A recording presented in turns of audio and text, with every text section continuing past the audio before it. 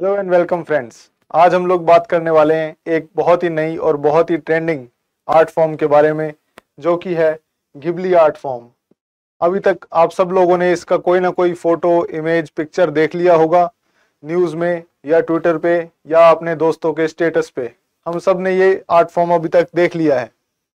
ये कुछ iconic scenes हैं जो गिबली आर्ट फॉर्म के अंदर बनाए गए हैं और ये आपके सामने प्रेजेंट किए गए हैं। इस पिक्चर में आप देख सकते हैं डीडीएलजे का वो आइकॉनिक सीन, इसमें काजोल की ट्रेन छूट रही होती है और शाहरुख खान उनको ट्रेन से हाथ देकर अंदर खींचने की कोशिश करते हैं। तो ये आइकॉनिक पिक्चर का एक iconic seen in the Ghibli art form. ये आप देख सकते हैं यूएस प्रेसिडेंट डोनाल्ड ट्रंप अपने एक इलेक्शन कैंपेन के दौरान, और ये हम सबको पता है एक बहुत ही आइकॉनिक मूवी भूल भुलैया का पिक्चर, जिसमें राजपाल यादव जी ऐसे इस फॉर्म में, इस पिक्चर में, इस पोज में बैठे हुए हैं। तो ये सारी जो पिक्चर्स हैं ये आइकॉनिक पिक्चर्स हैं और इनको हमने गिबली आर्ट फॉर्म में कन्वर्ट किया हुआ है। लेकिन गिबली आर्ट फॉर्म है क्या और वो सडनली ट्रेंड क्यों करने लगा, और गिबली आर्ट फॉर्म से कौन सा क्वेश्चन यूपीएससी प्रीलिम्स 2025 में इंस्पायर हो सकता है, वो हम देखेंगे। ये क्वेश्चन एथिक्स और एआई के रिलेटेड से हो सकता है, लेकिन जो हम चीज नहीं देख पा रहे वो एक ज्योग्राफी का क्वेश्चन है, ज्योग्राफी का टॉपिक है जो गिबली के ट्रेंड होने की वजह से पूछा जा सकता है, जिसको हम इस वीडियो में देखने वाले हैं। तो शुरू करते हैं Ghibli the new internet sensation के बारे में।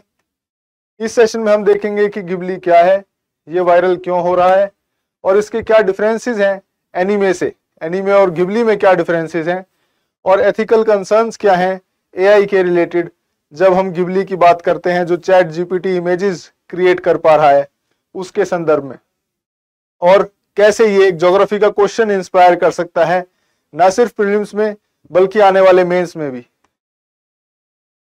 So what is Ghibli? Ghibli is an handmade art form and it has aesthetics and unique color palettes. इसका जो कलर पैलेट है वो आपको काफी यूनिक देखने को मिलेगा और इसके जो एस्थेटिक्स हैं, जो एस्थेटिक वैल्यू है गिबली आर्ट फॉर्म के इमेजेस का, वो भी ज्यादा होता है। And it also gives an iconic nostalgia. आपको ये देखकर काफी लग्जरी फील आएगी, काफी ओल्ड एज जमाने की फील आएगी और काफी पीसफुल वाइब्स वाली फील आएगी।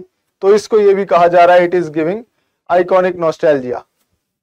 तो ये एक गिबली में एक पिक्चर आप देख सकते हैं, एक पेट है एक लड़की के साथ, वो घर की तरफ जा रहे हैं। तो ये एक फोटो क्लिक की गई थी, उसका गिबली आर्ट फॉर्म यहाँ पर बनाया गया है। तो अब गिबली का ओरिजिन कैसे होता है? तो गिबली के ओरिजिन के लिए ये तीनों आर्टिस्ट इसमें इन्वॉल्व हैं। आप इनके फोटोज देख सकते हैं और ये वाला फोटो गिबली आर्ट फॉर्म में है इन्हीं आर्टिस्ट का।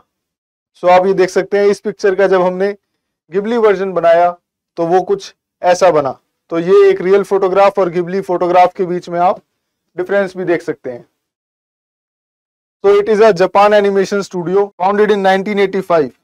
तो 1985 में 3 लोगों ने जापान गिबली एनिमेशन स्टूडियो जो है उसकी शुरुआत की थी और वो 3 लोग थे, हैयाओ मियाजाकी, इसाओ टाकाहाटा और तोशियो सुजुकी। तो ये 3 लोग थे, इन तीनों लोगों ने मिलकर जापान एनिमेशन स्टूडियो की शुरुआत की और गिबली आर्ट फॉर्म को प्रेजेंट करना शुरू किया यूजर्स के लिए, लोगों के लिए। तो इनका एम था to revolutionise animation with focus on hands on visual and profound storytelling. तो आप इन इमेजेस को देखकर एक ये अंदाजा लगा सकते हैं कि इस आर्ट फॉर्म में काफी ज्यादा मेहनत लगती है, काफी ज्यादा हार्डवर्क होता है और इन्होंने एक प्रोफाउंड स्टोरी टेलिंग के एम से गिबली स्टूडियो को फाउंडेशन दी थी, गिबली स्टूडियो की शुरुआत की थी। तो ये आप तीनों आर्टिस्ट देख सकते हैं गिबली आर्ट फॉर्म में। लेकिन अब ये सडनली ट्रेंड में क्यों आने लगा? तो अब ये ट्रेंड में इसलिए आया क्योंकि जो चैट जीपीटी है, ओपन एआई का जो एआई वर्जन है, चैट जीपीटी ने ये Ghibli images in a matter of few seconds बनाना शुरू कर दिया। आप चैट जीपीटी पे जाइए, कोई अपना इमेज अपलोड कीजिए और उसको कीजिए कि उसको कमांड दीजिए कि convert this image in an Ghibli art form. So वो आपको कुछ ही सेकंड्स के अंतर में एक गिबली आर्ट फॉर्म वाली इमेज बना के दे देगा, उस इमेज की जो आपने अपलोड की होगी। लेकिन ये इमेजेस जो इसके फाउंडर्स बनाते थे उसमें कई सालों की मेहनत लग जाती थी एक इमेज को बनाने में। तो आप देख सकते हैं कि कैसे एआई ने वो जो आर्टिस्ट थे उनकी जो मेहनत है उसको कितना सिंप्लीफाई कर दिया। तो ये इसलिए ट्रेंड में आने लगा कि ओपन एआई का जो एक इमेज जनरेटर है उसने एबिलिटी अनलॉक करी to make signature Ghibli style with uncanny finishing. तो बहुत ही सिंपलिस्टिक फिनिशिंग के साथ, बहुत ही एक बढ़िया दिखने वाली फिनिशिंग के साथ चैट जीपीटी के ओपन एआई ने गिबली इमेजेस बनानी शुरू करी। ये एक इमेज आप देख सकते हैं डिप्लोमेसी की दुनिया में इंटरनेशनल रिलेशंस पढ़ते हुए। ये एक काफी फेमिलियर इमेज है। यूएस प्रेसिडेंट और यूक्रेनियन प्रेसिडेंट के बीच की जो मुलाकात हुई थी पिछले दिनों, ये उसका हमने गिबली स्टाइल बनाकर यहाँ प्रेजेंट किया है। तो आप ये देख सकते हैं कि कैसे ओपन एआई जो है वो फोटोज की गिबली इमेजेस बनाने लगा कुछ सेकंड्स के ही डिफरेंस पे, कुछ सेकंड्स की ही मेहनत से। और उसने एक क्वेश्चन मार्क क्रिएट कर दिया कि अगर एआई इतना सिंपली, इतना क्लियरली एक आर्टिस्ट की मेहनत को रेप्लिकेट कर सकता है तो उसके क्या एथिकल कॉन्सिक्वेंसेस होंगे आर्टिस्ट के लिए और क्रिएटिव इंडस्ट्री एट लार्ज के लिए। तो ये एथिकल कॉन्सिक्वेंसेस पे देखने से पहले हम ये देखते हैं कि अब कंपैरिजन क्या है, गिबली एंड एनीमे में कंपैरिजन क्या है। ऑल्दो ये दोनों ही एक जापानीज आर्ट फॉर्म है, जापानीज एनीमे है। ये आप गिबली देख सकते हैं इस वाले फोटो में और इस वाले में आप एनीमे देख सकते हैं। तो आपके राइट साइड पे आपको एक एनीमे वाला फोटो दिख रहा है और लेफ्ट साइड पे आपको एक गिबली वाला फोटो दिख रहा है उसी एनीमे वर्जन का। तो ये इनमें जो डिफरेंस है वो आप देख सकते हैं कि बड़ा क्लियरली विजिबल है।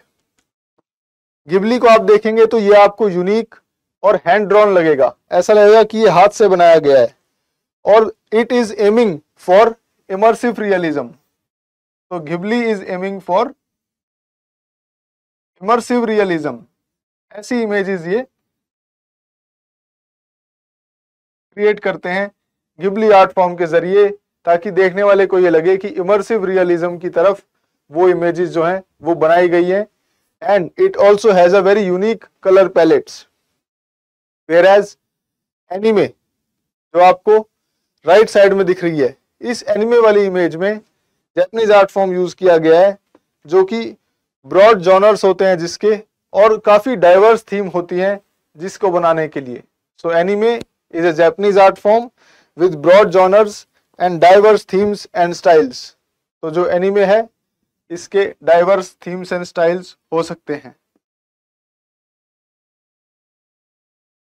डाइवर्स थीम्स एनीमे के हो सकते हैं।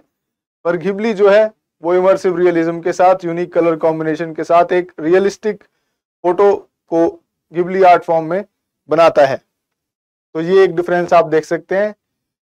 Next moving on to the ethical issues. तो एथिकल इश्यूज जिनकी हम बात कर रहे थे कि चैट जीपीटी ने ये एआई के जरिए गिबली आर्ट फॉर्म बनाना शुरू किया, तो उसके एक कंसर्न है कि एआई जो है वो कॉपीराइटेड कंटेंट को यूज कर रहा है अपना जो कंटेंट है वो क्रिएट करने में, क्योंकि गिबली एक कॉपीराइट कंटेंट है उन 3 आर्टिस्ट का जिन्होंने इसको बनाया। इसकी शुरुआत की 1985 में, लेकिन चैट जीपीटी ने ऐसा माना जा रहा है कि कॉपीराइटेड कंटेंट को यूज किया without any compensation to those artist. उनको कंपनसेशन मिलना चाहिए था क्योंकि it was their origin, it was them who started this Ghibli trend, Ghibli images, but ChatGPT has been using it without adequate compensation to the artists.